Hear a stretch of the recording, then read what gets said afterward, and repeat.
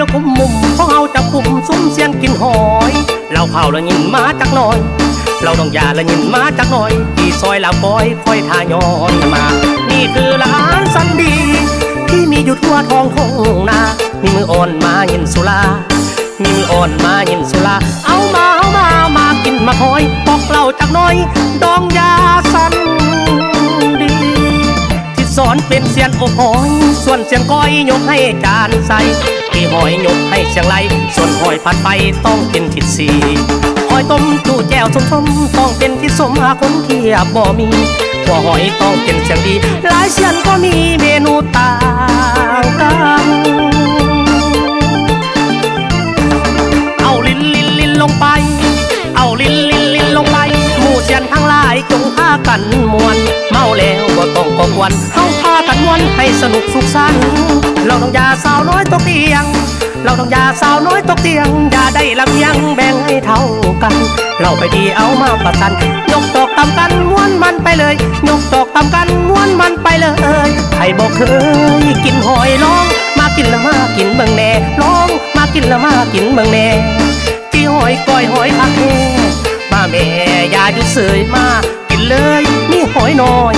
หอยใหญ่สดลงไปแสบหลายแท้เว้ยหอยนี่เคยกินดูเรื่อยแสบแท้กันเมาเลี้ยงหอยหวานจ้อยโอ้ยหวานจ้อยตัวข่อยละเม่นบางแห้งกินเศร้ากินแรงก็ยังได้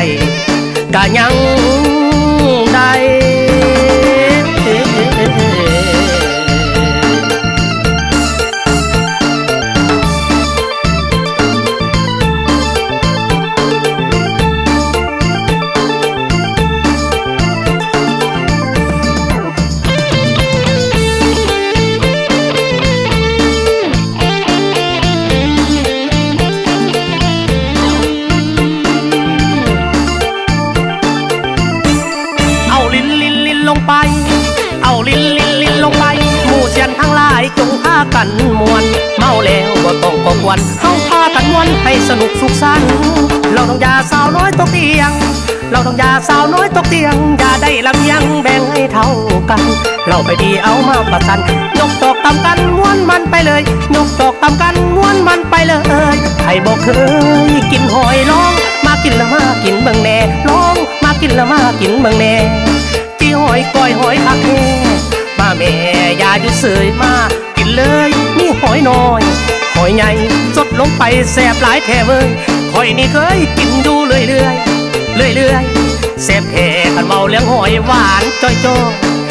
ยโอ้ยหวานจ้อยตัวข่อยละเม่นบางแห้งกินเศร้ากินแรงก็ยังได้